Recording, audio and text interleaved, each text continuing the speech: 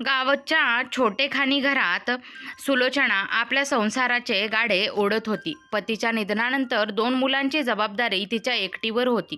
गरिबी 5वीला पुजलेली, पण स्वाभिमान जपून ती जगत होती.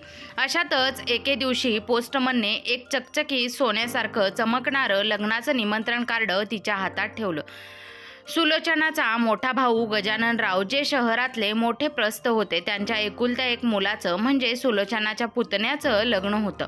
निमंत्रण पाहता सुलोचनाचे डोळे भरून आले. भावाला शेवटी माझी आठवण आली तर. तिने आनंदाने पोरांना जवळ घेतलं. अंगावर धड साडी नव्हती, पण भावाच्या आनंदासाठी ती जुनीच पण स्वच्छ धुतलेली साडी नेसून मुलांचे हात धरून शहराच्या दिशेने निघाली. तिच्या मनात जुन्या आठवणींचा ओघ सुरू झाला. कसे ते लहानपणी एकाच ताटात जेवले होते, कशी तिने आपल्या वाट्याची जमीन भावाच्या शिक्षणासाठी सोडून दिली होती. जेव्हा ती लग्न मंडपाच्या दारापाशी पोहोचली तेव्हा तिचे डोळे दिपले. राजवाड्यासारखा सजलेला मंडप, महागड्या गाड्या आणि हिऱ्या मोत्यांनी मढलेले पाहुणे. सुलोचनाला पाहून तिथल्या रखवालदाराने तिला अडवलं, पण तिने प्रेमाने कार्ड दाखवलं आणि ती आत शिरली. गर्दीत तिला गजाननराव दिसले. पांढरा शुभ्र कुर्ता आणि गळ्यात सोन्याची जाड साखळी. सुलोचना आनंदाने पुढे सरसावली. दादा, गजाननरावांनी वळून पाहिलं. सुलोचनाचा तो अवतार, तिची ती साधी सुती साडी आणि सोबतची मळलेली मुलं पाहून त्यांच्या चेहऱ्यावरचा आनंदाऐवजी तिरस्कार उमटला. त्यांच्या श्रीमंत मित्रांसमोर त्यांना सुलोचनाची ओळख करून द्यायची लाज वाटली. तू इथे कशाला आलीस? गजाननरावांचा आवाज बर्फासारखा थंड होता. दादा, पुतण्याचं लग्न आहे म्हणून आले. हे बघ, मुलांसाठी आणि वहिनीसाठी थोडा सुखामेवा आणि घरचं लोणचं आणलंय. सुलोचना थरथरत्या हाताने पिशवी पुढे करत म्हणाली. गजाननरावांनी ती पिशवी झटकली. हे असले दरिद्री पदार्थ तुझ्याकडेच ठेव. माझ्या मुलांच्या लग्नात एका ताटाची किंमत 5,000 रुपये आहे. तुझ्या या पिशवीची लायकी नाही इथे. माझ्या पाहुण्यांसमोर माझी इज्जत घालवायला आली आहेस का? मंडपातली गाणी थांबली. सगळ्यांच्या नजरा सुलोचनावर खिळल्या होत्या. सुलोचनाचे डोळे पाणावले. दादा, मी तुझी बहीण आहे. बहीण? माझी बहीण? शहरातल्या मोठ्या घरातली असती. तू तर भिकारी दिसते. चल निघ इथून. एवढं बोलून गजाननरावांनी तिचा हात धरला आणि तिला अक्षरशः धक्के मारत भर मांडवातून बाहेर काढलं. सुलोचना पायरीवर पडली. तिची मुलं रडायला लागली. भरल्या डोळ्यांनी तिने मागे वळून पाहिलं. तिचा सक्का भाऊ तिच्या तोंडावर दरवाजा बंद करत होता. त्या दिवशी भर लग्नात मंडपाच्या बाहेर भर उन्हात उभी असताना सुलोचनाच्या मनातला प्रेमाचा झरा आटला आणि तिथे संघर्षाची एक आग पेटली. तिने डोळे पुसले, मुलांचे हात घट्ट धरले आणि शांत स्वरात म्हणाली, रडू नका पोरांनो. आज आपल्या रक्ताच्या नात्याने आपल्याला धक्के मारलेत, पण एक दिवस असा येईल की हाच दरवाजा आपल्यासाठी आदराने उघडला जाईल. लग्न मंडपाच्या पायरीवरून पडलेल्या सुलोचनाने स्वतःला सावरले. तिच्या हाताला जखम झाली होती, पण त्यापेक्षा जास्त खोल जखम तिच्या आत्मसन्मानाला झाली होती. मुलांच्या डोळ्यातील भीती आणि भूक पाहून तिने ठरवलं की आता मागे वळून बघायचं नाही. शहराच्या त्या चकाकणाऱ्या दुनियेतून ती आपल्या गावात परतली. पण आता ती जुनी सुलोचना नव्हती. तिच्या मनात भावाचे ते शब्द निखाऱ्यासारखे टोचत होते. तुझ्या या पिशवीची लायकी नाही. तिने तीच लोणच्याची पिशवी हातात घेतली आणि डोळे पुसून निश्चय केला. सुलोचनाकडे जमीन नव्हती, पण तिच्या हातात सुगरणपण होतं. तिने आपल्या घराच्या पडवीत छोटासा व्यवसाय सुरू करायचं ठरवलं. तिने गावातल्या काही कष्टकरी स्त्रियांना एकत्र केलं. बहिणींनो, आपण कष्ट करायला घाबरत नाही, मग कोणासमोर हात का पसरायचे? तिच्या शब्दांनी इतर स्त्रियांनाही बळ मिळालं. तिने घरगुती मसाले, लोणची आणि पापड बनवण्याचे काम जोमाने सुरू केले. सुरुवातीला खूप हाल सोसावे लागले. कधी विक्री व्हायची तर कधी दिवसभर कुणी ढुंकूनही बघायचं नाही. पण सुलोचनाने हार मानली नाही. तिने बनवलेल्या पदार्थाची चव इतकी अस्सल होती की हळूहळू पंचक्रोशीत तिचं नाव होऊ लागलं. माहेरची चव या नावाने तिने आपल्या उत्पादनांना ब्रँड बनवलं. दुसरीकडे शहरात गजाननरावांचा अहंकार गगनाला भिडला होता. मुलाचं लग्न थाटामाटात झालं खरं, पण घरी आलेली सून आधुनिक विचारांची आणि काहीशी उद्धट होती. गजाननरावांच्या श्रीमंतीचा तिला सार्थ अभिमान होता, पण घरातील वडीलधाऱ्यांचं मान राखणं तिच्या शब्दकोशात नव्हतं. गजाननराव ज्या पैशांवर उड्या मारत होते, तोच पैसा आता त्यांच्या घरात वादाचं कारण ठरू लागला होता. 5 वर्ष उलटली. सुलोचनाचा छोटासा व्यवसाय आता एक मोठ्या फॅक्टरीत रूपांतरित झाला होता. तिची मुलं आता मोठी झाली होती आणि आईच्या कष्टाची जाणीव ठेवून शिक्षण पूर्ण करत व्यवसायात मदत करत होती. सुलोचनाने केवळ स्वतःची गरिबी दूर केली नव्हती, तर गावातल्या 100 स्त्रियांना रोजगार दिला होता. एके दिवशी शहरातल्या एका मोठ्या व्यापार परिषदेत सुलोचनाला यशस्वी महिला उद्योजिका म्हणून सन्मानित करण्यात येणार होतं. योगायोगाने त्याच परिषदेत गजाननराव सुद्धा उपस्थित होते. त्यांची प्रकृती आता थकली होती आणि व्यवसायातही मोठी खोत बसली होती. मंचावर जेव्हा सुलोचनाचं नाव पुकारलं गेलं, तेव्हा गजाननरावांना आपल्या कानावर विश्वास बसेना.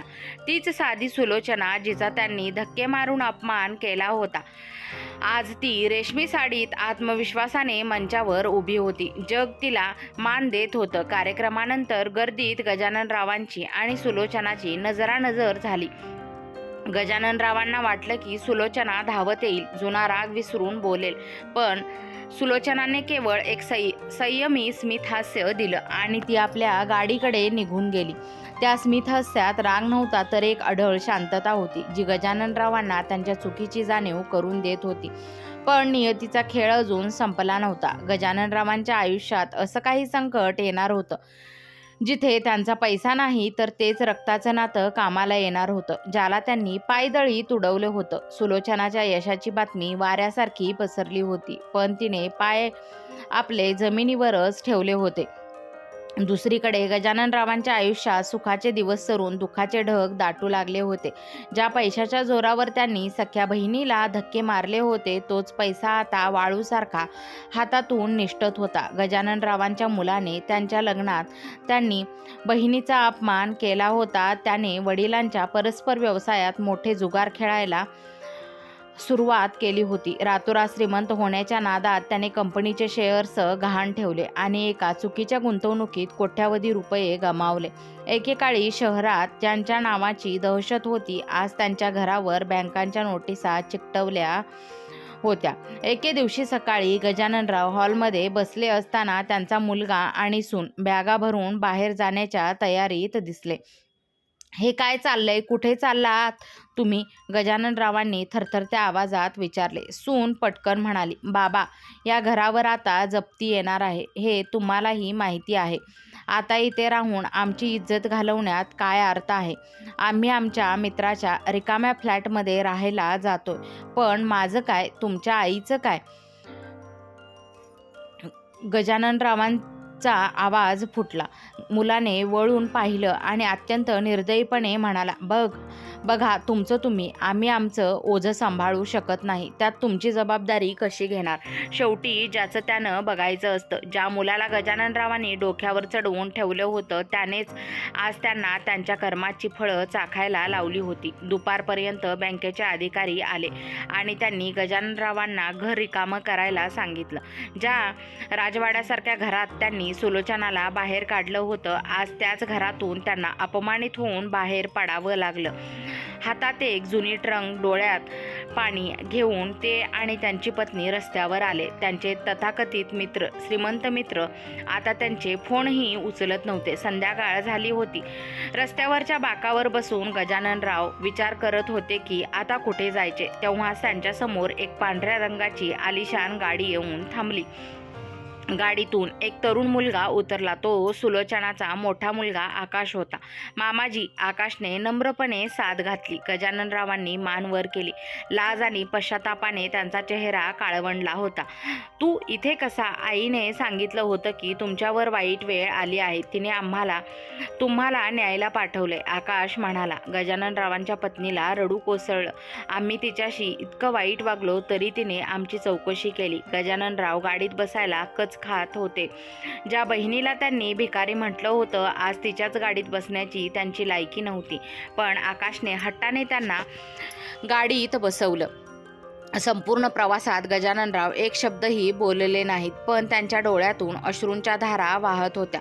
जेव्हा गाडी सुलोचनाच्या बंगल्यासमोर उभी राहिली तेव्हा गजाननरावांना धक्काच बसला. तो बंगला त्यांच्या जुन्या घरापेक्षाही मोठा आणि भव्य होता, पण तिथे अहंकाराचा वास नव्हता. सुलोचना दारापाशी उभी होती. तिच्या हातात पाण्याचा तांब्या होता. गजाननराव गाडीतून उतरले आणि सुलोचनासमोर उभे राहिले. त्यांना वाटलं होतं की ती आता टोमणे मारेल, अपमान करेल, पण सुलोचनाने पुढे होऊन त्यांच्या पायाला स्पर्श केला आणि म्हणाली, दादा, या तुमचं घर तुमची वाट बघते. गजाननरावांना हुंदका आवरला नाही. ते खाली बसले आणि सुलोचनाचे हात धरून रडू लागले. सुले, मला माफ कर. मी पैशाच्या नशेत आंधळा झालो होतो. ज्या नात्याला मी लाथ मारली त्याच नात्याने आज मला सावरले. सुलोचनाने त्यांना उठवलं आणि शांतपणे म्हणाली, दादा, जखम शरीराला झाली तर औषध लावता येतं, पण मनाला झाली की ती भरायला वेळ लागतो. तुम्ही आज घरात आलात, पण मनाच्या गाभाऱ्यात पोहोचायला तुम्हाला अजून खूप काही करायचं आहे. त्या रात्री गजाननरावांना साध्या गादीवर झोपताना जे सुख मिळालं ते त्यांच्या मखमली पलंगावरही कधी मिळालं नव्हतं. पण ही तर फक्त सुरुवात होती. सुलोचनाने त्यांना घरी आणलं होतं, पण त्यांना धडा शिकवणं अजून बाकी होतं. असा धडा जो त्यांना श्रमाची आणि माणुसकीची खरी किंमत समजावून सांगणारा होता. सुलोचनाच्या घरी गजाननरावांना आश्रय मिळाला खरा, पण तिथलं वातावरण आता अपेक्षित होतं तसं नव्हतं. त्यांना वाटलं होतं की सुलोचना त्यांना पाहुणे म्हणून वागवेल, श्रीमंती थाटात त्यांचं स्वागत होईल. पण दुसऱ्या दिवशी पहाटे 5 वाजताच सुलोचनाने त्यांच्या खोलीचा दरवाजा ठोठावला. दादा, वहिनी, उठा, तयार व्हा. सुलोचनाचा आवाज खंबीर होता. गजाननराव डोळे चोळत बाहेर आले. सुले, एवढ्या सकाळी काही काम आहे का? सुलोचनाने त्यांना बागेत नेलं, जिथे फॅक्टरीची गाडी उभी होती. तिथे त्यांना त्यांच्या हातात 2 साधी सुती कपडे आणि डोक्याला बांधायला रुमाल दिले. दादा, या घरात बसून राहणाऱ्यांना जागा नाही. तुम्हाला आणि वहिनींना आजपासून माझ्या फॅक्टरीत कामाला यावं लागेल. वहिनी मसाले निवडण्याच्या विभागात बसतील आणि तुम्ही पॅकेजिंग विभागात मदत कराल. गजाननरावांना आपल्या कानांवर विश्वास बसेना. काय? मी गजाननराव? मी लोकांच्या फॅक्टरीत काम करणार, तेही मजुरासारखं? सुले, विसरलीस का मी कोण आहे ते? त्यांचा जुना अहंकार मध्येच फणा काढून वर आला.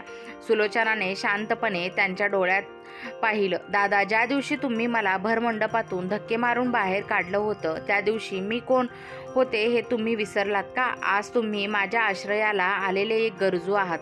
जर तुम्हाला इथे राहायचं असेल तर कष्टाची भाकरी खावी लागेल. श्रीमंतीची हवा आता डोक्यातून काढून टाका, कारण तो बंगला आणि ती प्रतिष्ठा आता उरलेली नाही. गजाननरावांचा चेहरा लाल झाला, पण त्यांच्याकडे दुसरा कोणताही पर्याय नव्हता. खिशात 1 रुपया नव्हता आणि डोक्यावर छप्पर नव्हतं. जड पावलांनी ते फॅक्टरीच्या गाडीत बसले. फॅक्टरीत गेल्यावर तिथलं दृश्य पाहून ते थक्क झाले. तिथे काम करणाऱ्या प्रत्येक स्त्री पुरुषाच्या चेहऱ्यावर एक वेगळाच स्वाभिमान होता.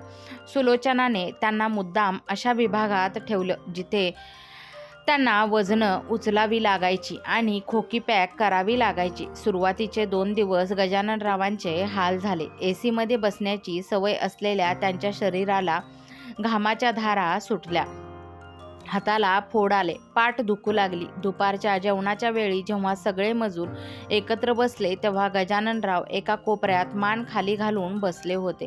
त्यांना भीती वाटत होती की कुणीतरी त्यांना ओळखेल आणि त्यांची थट्टा उडवेल. तेव्हाच एक म्हातारा मजूर त्यांच्याजवळ आला आणि म्हणाला, काय मालक, नवीन दिसताय, घ्या 2 घास खाऊन घ्या.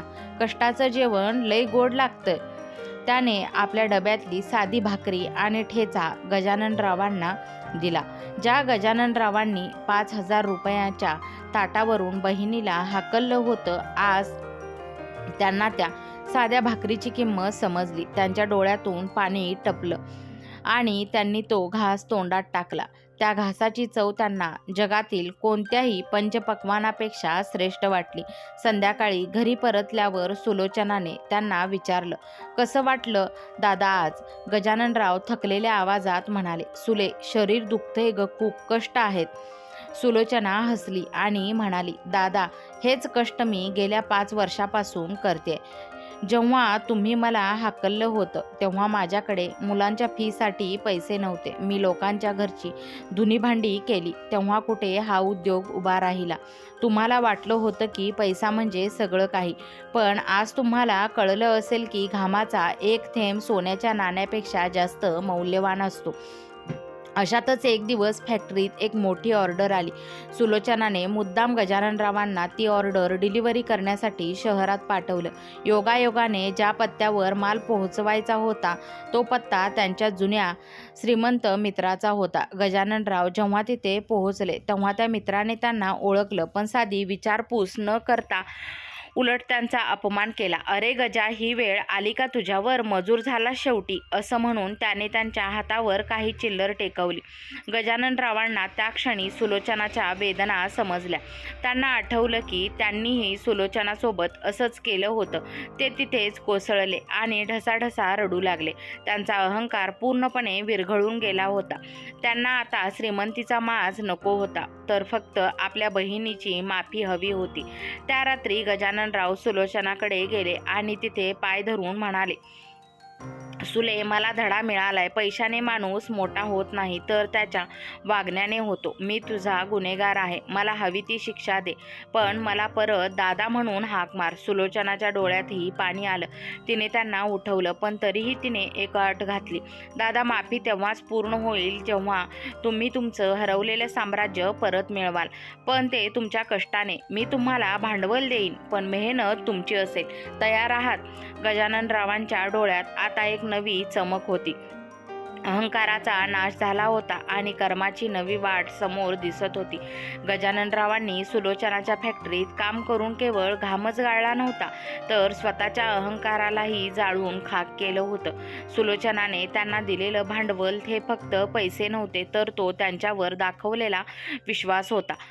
गजाननरावांनी शहराच्या एका कोपऱ्यात छोटं दुकान सुरू केलं. जे गजाननराव कधी काळी आलिशान गाड्यांशिवाय फिरत नसत, ते आता सायकलवर फिरून आपल्या मालाची जाहिरात करू लागले.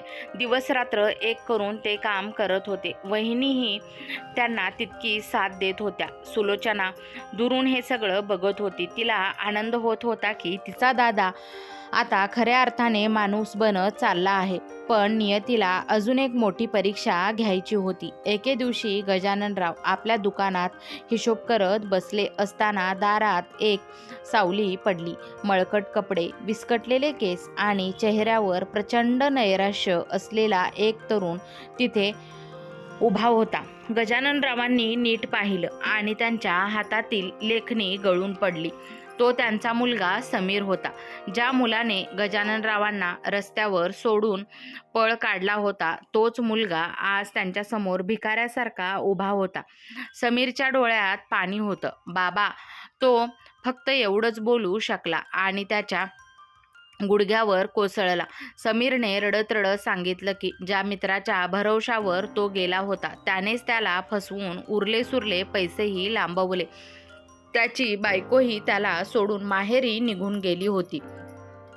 आज त्याच्याकडे खायलाही पैसे नव्हते. गजाननरावांच्या मनात एका क्षणी राग उसळून आला. त्यांना आठवलं की याच मुलाने त्यांना घराबाहेर काढताना म्हटलं होतं, "तुमचं तुम्ही बघा." त्यांच्या मनात आलं की जशास तसं उत्तर द्यावं आणि त्याला हाकलून लावावं. त्यांनी आपला हात वर उचलला, पण त्या क्षणी त्यांना सुलोचनाचा चेहरा आठवला.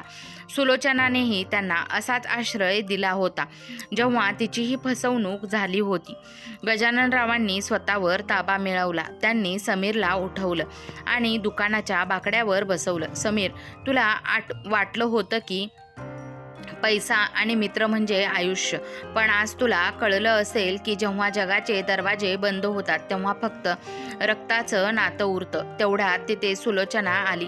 समीरला तिथे पाहून तिला आश्चर्य वाटलं नाही, कारण तिला ठाऊक होतं की अधर्माची वाट शेवटी विनाशाकडेच नेते. समीर सुलोचनाला बघून अजूनच ओशाळला. ज्या आत्याला त्याने लग्नातून बाहेर काढायला वडिलांना उस्कवले होते, आज तीच आत्या त्याच्यासमोर एका आधारवड सारखी उभी होती. "आत्या, मला माफ करा. मी खूप मोठी चूक केली." समीर सुलोचनाचे पाय धरत म्हणाला. सुलोचना शांतपणे म्हणाली, समीर, माफी मागून पाप धुतलं जात नाही. तुझ्या बाबांनी त्यांचे पाप कष्टाने धुतलं आहे. तुला जर या कुटुंबाचा भाग व्हायचा असेल तर तुलाही शून्यातून सुरुवात करावी लागेल.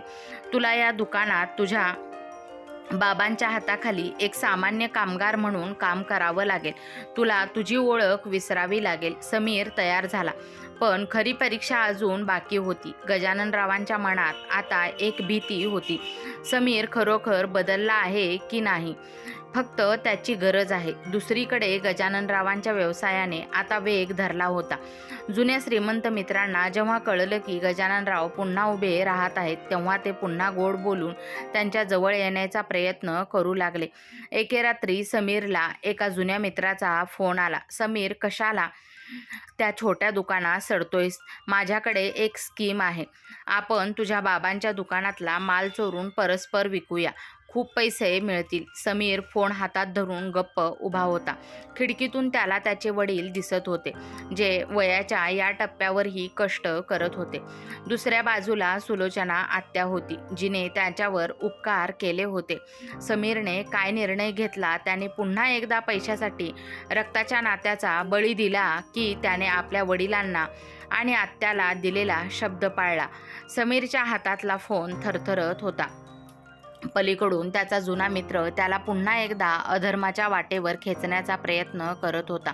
समीर, विचार काय करतोयस? तुझे वडील आता म्हातारे झालेत.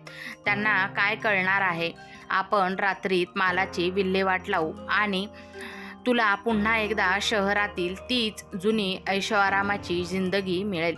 समीरने खिडकीबाहेर नजर टाकली. बाहेर अंगणात त्याचे वडील गजाननराव आपल्या थकलेल्या हातांनी मालाच्या गोण्या रचत होते. त्यांच्या कपाळावर घामाचे थेंब होते, पण चेहऱ्यावर एक अढळ शांतता होती. दुसऱ्या बाजूला सुलोचना आत्या दिवा लावून देवापाशी प्रार्थना करत होती. ज्या आत्याने त्यांना धक्के मारून बाहेर काढणाऱ्या भावाला आज सन्मानाने जगण्याची संधी दिली होती, तिच्या डोळ्यातील विश्वास समीरला स्पष्ट दिसत होता. समीरच्या मनात द्वंद्व सुरू होतं. एका बाजूला सुखाचा शॉर्टकट होता आणि दुसऱ्या बाजूला कष्टाची लांब सडक. त्याने दीर्घ श्वास घेतला आणि फोन कानाला लावला. बघ, मी तुला पत्ता पाठवतो, तिथे गाडी घेऊन ये. समीरने इतकंच म्हटलं आणि फोन कापला. मध्यरात्र झाली. संपूर्ण घर शांत होतं. अचानक घराच्या मागच्या बाजूला एका गाडीचा आवाज आला. गजाननरावांना जाग आली. त्यांना संशय आला आणि ते हळूच बाहेर आले. त्यांनी पाहिलं की समीर गोदामाचं कुलूप उघडत होता. गजाननरावांच्या पायाखालची जमीनच सरकली. त्यांना वाटलं पुन्हा तोच दगा. पुन्हा रक्ताच्या नात्याने पाठीत खंजीर खुपसलं. त्यांच्या डोळ्यातून अश्रू वाहू लागले. त्यांना सुलोचनाची आठवण आली. मी तिला काय तोंड दाखवू? माझा मुलगा पुन्हा चुकला. तेवढ्यात तिथून 2 सावल्या बाहेर आल्या. ते समीरचे जुने मित्र होते. शाब्बास समीर, तू शेवटी आमचाच निघालास. चल पटपट माल गाडीत भरूया. पण जसे ते दोघे गोदामात शिरले तसा समीरने बाहेरून जोरात दरवाजा ओढला आणि बाहेरून कडी लावून दिली. त्याने खिशातून फोन काढला आणि थेट पोलिसांना फोन लावला. हॅलो, माझ्या गोदामात काही लोक चोरी करायला आले आहेत, त्यांना पकडून न्या. गजाननराव अंधारात हे सगळं बघत होते. त्यांचा मुलगा चोर नव्हता, तर तो चोरांना पकडवून देत होता. पोलिसांची गाडी आली आणि समीरच्या त्या मित्रांना पकडून घेऊन गेली. गजाननराव समोर आले. समीरने वडिलांना पाहिलं आणि त्यांच्या पायावर डोकं ठेवलं. बाबा, त्या दिवशी मी तुम्हाला सोडून गेलो होतो, कारण माझ्या डोळ्यावर पैशांची धुंदी होती. आज पुन्हा संधी आली होती, पण तुमचं कष्ट आणि आत्याचं प्रेम आठवलं. मला ती घाणेरडी श्रीमंती नकोय. मला तुमची साथ हवी आहे. गजाननरावांनी समीरला मिठी मारली. बाप लेक दोघेही ढसाढसा रडू लागले. सुलोचनाही तिथे आली होती. तिच्या चेहऱ्यावर एक समाधानाचं हसू होतं. तिनं म्हटलं होतं की गजाननरावांना धडा मिळेल, पण आज त्यांच्या अख्ख्या पिढीला माणुसकीचा धडा मिळाला होता. दुसऱ्या दिवशी सकाळी सुलोचनाने गजाननरावांना बोलावले. दादा, आज तुमची परीक्षा संपली. तुम्ही केवळ पैसाच कमवला नाही, तर तुमचा मुलगाही कमावला. आता वेळ आली आहे पुन्हा याच शहरात परतण्याची. जिथून तुम्हाला अपमानित होऊन बाहेर पडावं लागलं होतं. गजाननराव गोंधळले. सुले, तिथे जाऊन मी काय करू? माझं सगळं गेले. सुलोचनाने त्यांच्या हातात एक लिफाफा ठेवला. दादा, तुमचं जप्त झालेलं घर मी बँकेकडून विकत घेतलं आहे. ते घर आता माझ्या नावावर नाही, तर ते तुमच्या आणि वहिनींच्या नावाने पुन्हा नोंदवलं आहे. पण एक अट आहे. त्या घराच्या दारावर आता गजानन निवास नाही, तर माहेरचा आशीर्वाद असं नाव असेल, जेणेकरून तुम्हाला रोज आठवण येईल की नातं कशाने टिकतं. गजाननरावांच्या आनंदाला पारावार उरला नाही, पण त्यांना आता जाणीव झाली होती की खरी श्रीमंती बंगल्यात नाही, तर घराच्या माणसांच्या मनात असते. गजाननराव जेव्हा आपल्या मुलासह आणि पत्नीसह पुन्हा शहरात परतले, तेव्हा संपूर्ण शहरात त्यांचीच चर्चा होती. ज्या लोकांनी त्यांना रस्त्यावर आलेले पाहून पाठ फिरवली होती, तेच लोक आता त्यांच्या स्वागताला उभे होते. पण गजाननरावांचे पाय आता जमिनीवर होते. त्यांना सर्वात आधी घराच्या मुख्य दरवाजावरची जुनी पाटी काढली आणि सुलोचनाने सांगितल्याप्रमाणे तिथे माहेरचा आशीर्वाद नावाची पाटी लावली. घरात प्रवेश केल्यानंतर काही दिवसातच त्यांना बातमी मिळाली की त्यांची सून, जिने त्यांना घराबाहेर काढलं होतं, ती आता अत्यंत हालाकीच्या परिस्थितीत एका लहानशा खोलीत राहत आहे. समीरला सोडून गेल्यानंतर तिच्या माहेरच्यांनीही तिला स्वीकारलं नव्हतं आणि तिचे सर्व दागिने, पैसे संपले होते. समीरने आपल्या वडिलांकडे पाहिलं. गजाननरावांच्या मनात एका क्षणी जुन्या जखमा ओल्या झाल्या, पण त्यांनी सुलोचनाच्या चेहऱ्याकडे पाहिलं. सुलोचनाने फक्त मान डोलावली. गजाननरावांना कळून चुकलं की सूड घेण्यापेक्षा क्षमा करण्यात जास्त मोठेपण आहे. त्यांनी आपल्या मुलाला सांगितलं, समीर, तिला घरी घेऊन ये. आपण तिला नोकर म्हणून नाही, तर या घराची सून म्हणून सुधारण्याची एक शेवटची संधी देऊया. जेव्हा ती सून घरात आली, तेव्हा तिने पाहिलं की ज्या सासू सासऱ्यांचा तिने अपमान केला होता, तेच तिला आधार देत होते. ती ढसाढसा रडली आणि सुलोचनाच्या पाया पडली. सुलोचनाने तिला उचललं आणि म्हणाली, मुली, घराची लक्ष्मी व्हायचं असेल तर घराची माणसं जपावी लागतात, फक्त घरातील वस्तू नाही. काही दिवसांनी गजाननरावांच्या पुतण्याने ज्याच्या लग्नातून सुलोचनाला हाकललं होतं, त्याने एक मोठा समारंभ आयोजित केला. यावेळी गजाननराव आणि सुलोचना दोघेही प्रमुख पाहुणे म्हणून उपस्थित होते. गजाननरावांना भाषण करण्यासाठी मंचावर बोलावण्यात आलं. गजाननराव माईक समोर उभे राहिले. संपूर्ण हॉलमध्ये शांतता पसरली. ते म्हणाले, आज मी इथे उभा आहे तो माझ्या श्रीमंतीमुळे नाही, तर माझ्या बहिणीने मला दिलेल्या धड्यामुळे. मी पैशाच्या नशेत रक्ताचं नातं विसरलो होतो. मी माझ्या बहिणीला या मंडपातून धक्के मारून बाहेर काढलं होतं, कारण मला वाटलं होतं की माझी श्रीमंती अमर आहे. पण जेव्हा मी रसातळाला गेलो, माझं रक्षण करायला माझा पैसा नाही, तर याच बहिणीच्या माणुसकीचा हात पुढे आला. गजाननरावांच्या डोळ्यातून अश्रू वाहत होते. त्यांनी मंचावरून खाली उतरून थेट सुलोचनाकडे धाव घेतली आणि भर सभेत तिच्या पायावर डोकं ठेवलं. सुले, त्या दिवशी मी तुला धक्के मारले होते, पण तू मला आयुष्यभराचा आधार दिलास. हा गजानन तुझा भाऊ म्हणून नाही, तर तुझा ऋणी म्हणून जगून दाखवेल. सुलोचनाने त्यांना उठवलं आणि त्यांच्या गळ्यात गळा घालून तीही रडली. त्या दिवशी संपूर्ण हॉल टाळ्यांच्या कडकडाटाने दुमदुमला. अहंकाराचा पराभव झाला होता आणि प्रेमाचा विजय झाला होता. सुलोचनाने आपल्या भावाला केवळ त्याचं घर परत मिळवून दिलं नव्हतं, तर त्याचं हरवलेलं चारित्र्य आणि माणुसकी परत मिळवून दिली होती. गजाननरावांना आता समजलं होतं की श्रीमंती ही खिशात नसते, ती माणसाच्या स्वभावात आणि नात्यांच्या ओढीत असते. तिथून पुढे गजाननराव आणि सुलोचनाने मिळून गरिबांसाठी एक मोठा आश्रम सुरू केला, जिथे रक्ताची नाती दुरावलेल्या वृद्धांना सन्मानाने जगता येईल. रक्ताची नाती तुटली होती, पण कर्माच्या आणि प्रेमाच्या धड्याने ती पुन्हा एकदा अभेद्य बनली होती. ही कथा आपल्याला शिकवते की अहंकार माणसाला आंधळा बनवतो, पण कठीण काळात केवळ आपली माणसंच साथ देतात. श्रीमंतीचा गर्व कधीही करू नये, कारण नियतीचे चक्र फिरायला वेळ लागत नाही. मित्र आणि मैत्रिणींनो, तुम्हाला आजची कथा आवडली असल्यास चॅनलला लाईक, शेअर, सबस्क्राईब नक्की करा. कथा पूर्ण ऐकल्याबद्दल, वाचल्याबद्दल तुम्हा सर्वांचे मनपूर्वक धन्यवाद. जर कोणी चॅनलवर नवीन आला असेल तर दररोज अशाच नवनवीन कथा ऐकण्यासाठी, वाचण्यासाठी बेल नोटिफिकेशन नक्की दाबा. येणारी प्रत्येक कथा सर्वात आधी तुम्हाला ऐकायला आणि वाचायला मिळेल. भेटू